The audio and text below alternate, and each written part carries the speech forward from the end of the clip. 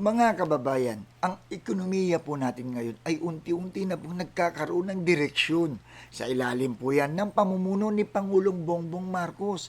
Ang Pilipinas ay muling nakita bilang isang bansang may stability, may plano at may kinabukasan.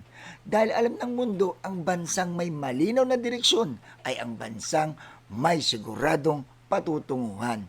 Pero ang pinakamalaking banta sa pagbangon ng ekonomiya ay ang pagbabalik po ng uncertainty.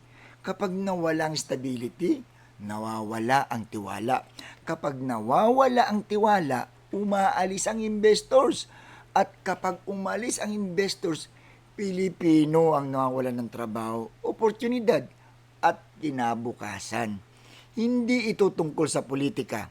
Ito ay tungkol sa pagpapatuloy ng nasimulan. Ang pagbangon ng ekonomiya ay hindi biro. Ito ay bunga ng matinding trabaho, sakripisyo at tamang pamumuno. Madaling sirain ang nasimulan, pero napakahirap itong buuin muli. Kaya ang tunay na laban ngayon ay hindi laban ng pangalan. Ito ay laban para protektahan ang kinabukasan ng Pilipinas. Dahil ang bagong Pilipinas ay hindi dapat maputol. Ito ay dapat ipaglaban. Ang pagbangon ay sinimulan na.